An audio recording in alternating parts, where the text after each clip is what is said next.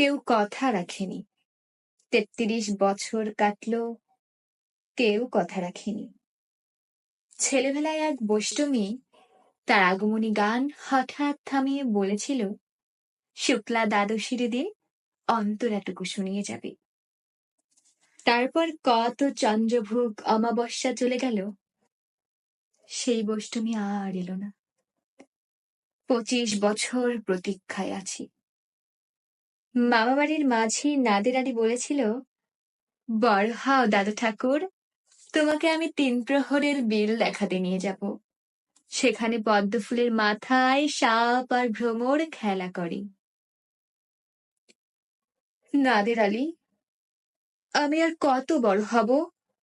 আমার মাথায় ঘরের ছাদ ফুঁড়ে আকাশ স্পর্শ করলে তারপর তুমি আমায় ৩ প্রহরের বিল দেখাবে? একটা রয়্যাল গুলি কিনতে পারিনি কখনো। লাঠি লজেন্স দেখিয়ে দেখিয়ে চুষেছে লস্কর বাড়ির ছেলেরা। ভিখেরির মতো চৌধুরীদের গেটে দাঁড়িয়ে দেখেছি ভিতরে রাস উৎসব। অবিরল রঙের ধারার মধ্যে সুবর্ণ কঙ্কন পরা ফর্সা রমণীরা কত রকম আমাদের হেসেছে। আমার দিকে ওরা ফিরেও চায়নি। বাবা আমার কাজ ছুঁয়ে বলেছিলেন, দেখিস একদিন আমরাও। বাবা এখন অন্ধ, আমাদের দেখা হয়নি কিছুই। সেই রয়্যাল গুলি, সেই লাঠি লজেন্স, সেই রাস উৎসব আমায় কেউ ফিরিয়ে দেবে না। বুকের মধ্যে সুগন্ধি রুমাল রেখে বরুণা বলেছিল, যেদিন আমায় সত্যিকারের ভালোবাসবে, সেদিন আমার বুকে ওরকম আদরের গন্ধ হবে।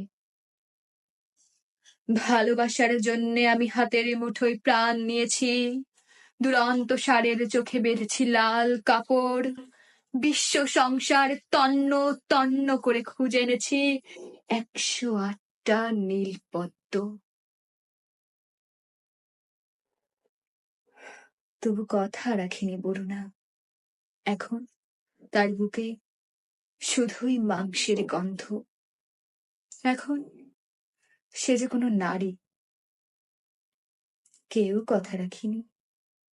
৩৩ বছর কাটলো, কেউ কথা রাখে না।